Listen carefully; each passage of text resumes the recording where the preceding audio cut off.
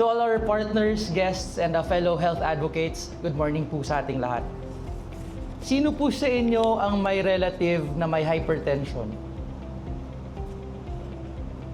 I guess the show of hands already tell us ano yung situation natin currently sa Philippines. And it goes to show kung gaano ka-serious ang health situation natin ngayon. So kung Percy, ito ay isang situationship. So, what does it say? The Philippine Heart Study shows that around 37% of Filipinos have hypertension. But what's sadder about this is only 52% know that they have hypertension.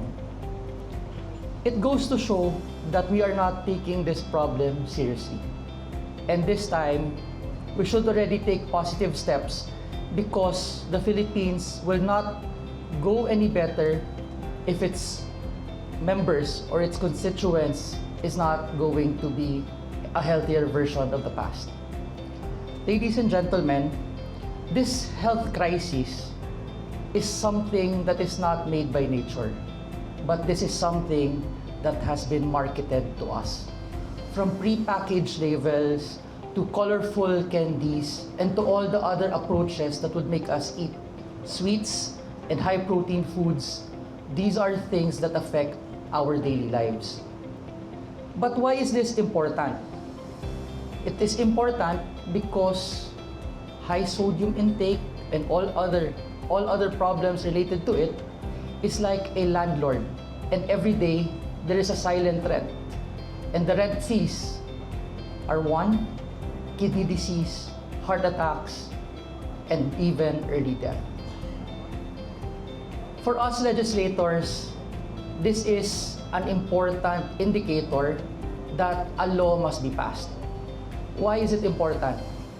Calling from our experience, in Australia, they tried to make this mandatory front of package label warning as voluntary. I think it was in 2014. And because of this voluntary approach, studies have shown that by 2050, almost half of children and adolescent Australians will become obese or be labeled as obese. In the Philippines, we don't have any regulation on this matter yet, but that goes to show that voluntary approach for matters which affect our health and eventually the whole system of Filipinos in terms of their lifestyle must be made mandatory. And this is why passing all of the House bills with the support of 87 lawmakers is very important. Although I'm not a lawmaker anymore, I will be fully supportive of this advocacy because I myself is also like Kong Percy. I have inherited lahat ng sakit ng pamilya. But I ask one thing, especially for the organizations present here. The average time to pass a law is 2.6 years. Why is that? It is because the leadership will always look at popular bills or bills that will help them improve their image. And this is something which has political friction. As already mentioned by Congressman Cathy, there are companies which are adamant in passing this because it will affect their sales, it will affect how they market products. So what do? Before we go into partnership with them, let's show them how strong our relationship is right now. And civil society must be there to really push for it, not just in press releases, but also on on-the-ground explanations.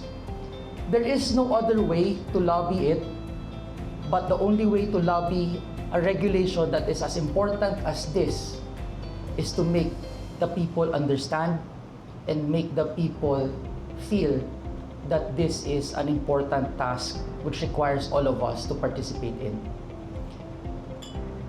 Ladies and gentlemen, a law will not be a law without your support, but all of these efforts will go into waste if we do not act now and if we do not help each other now.